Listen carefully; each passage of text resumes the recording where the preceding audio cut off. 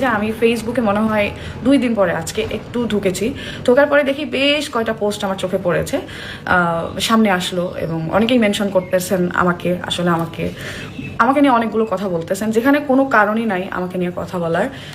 Recent কিছু post viral হয়েছে, এই যেমন মেহেদি ভাইয়া, হ্যাঁ, যেহেতু কাকুলি আপু মেহেদি ভাইয়াকে মামা বলে ডাকে, তো এই জন্য আমিও ভাবছি যে যদি কখনো দেখা হয় আমিও মামা বলেই ডাকবো, যদিও আমাদের কখনো দেখা হয় নাই বা কোনোদিন কথাও হয় নাই, বাট আমি চিনি ওনাকে, হ্যাঁ, আমি মেহেদি ভাইয়াকে চিনি।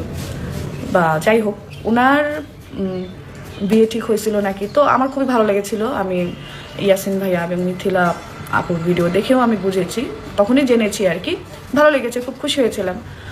তো ভাগ্যে কার কখন কি আছে এটা তো বলা যায় না, কোনো কারণে তাদের বিয়েটা ভেঙে গেছে। এখন তার হোপ ওয়াইফ বা যাই হোক এঙ্গেজমেন্ট হয়েছিল যার সাথে, উনি নাকি ভিডিওতে এসে ক্লিয়ার করে দিয়েছে যে বিয়েটা ভেঙে গেছে এবং 2 পরিবারের সম্মতিতে। তো স্বাভাবিক একটা মেয়ের হয়তো খারাপ লাগছে, ভিডিও করছে, বলছে, এবং যতটুকু শুনলাম যে মেহেদি ভাইয়ার কোনো দোষ নাই এখানে, অ্যান্ড মেয়েটার একটা পাস ছিল ভাই।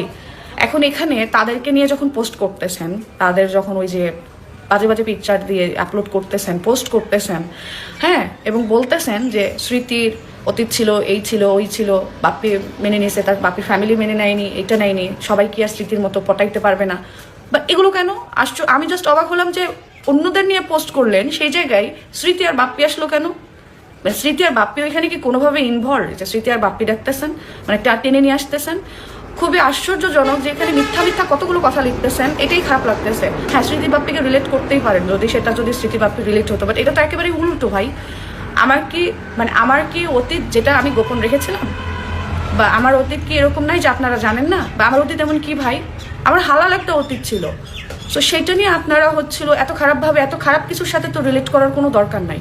হ্যাঁ, কার কি আছে না আছে আমি তাকে কখনো মিন করে বা কাউকে ছোট করে কথা বলতেছি না, বাট কম্পেয়ারটা কিসের সাথে আমাকে করতেছেন, কিসের সাথে আমাদের তুলনা করতেছেন? আর বাকি থাকলে ফ্যামিলি, আমরা তো ফ্যামিলির সাথেই থাকি, শুরু থেকেই থাকি।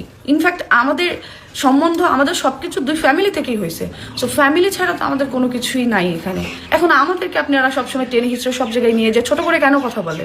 আর বাপ্পিকে পটানো মানে কি? পটিয়ে যদি বিয়ে করা যেত তাহলে মানুষের এত বছরের রিলেশন ব্রেকআপ হইতো কেন? পটিয়ে যদি মানুষের সাথে সংসারই হতো 20 বছরের সংসারও কেন তাহলে ডিভোর্স পর্যন্ত চলে যায়? সো ভাগ্য বলে তো একটা কথা আছে যে জন্ম মৃত্যু বিয়ে, এটা 3 বিধাতা মিলে, এই কথা তো এটা তো সবার জানার কথা একটা বিষয়। সো এই জায়গায় কার সাথে তার সাথে যদি মেহেদি ভাইয়ার যদি বিয়ে হয়ে থাকতো তাহলে হয়তো বা আরো খারাপ অতীত থাকলেও হইতো, আর হবে কিনা সেটাও তো জানি না, তাই না?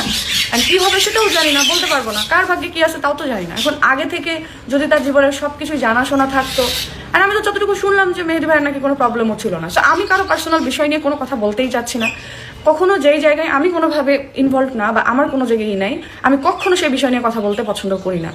কিন্তু খুবই খারাপ লাগতেছে যে আমি বেশ কয়েকটা পোস্ট দেখলাম, তার মধ্যে 2টা পোস্ট আমি স্ক্রিনশট দিয়ে আমি এখানে দিয়ে দিচ্ছি। এখানে আমার নাম বা বাপ্পির নাম কেন থাকবে?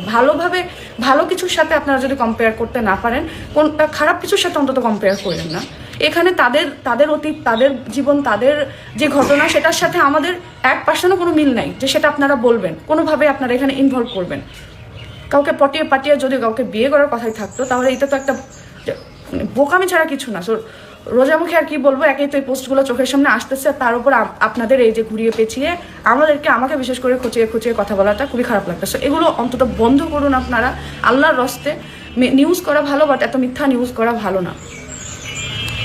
সত্যি কথা বলবেন, সত্যের পথে থাকবেন, সবসময় ভালোই থাকবেন।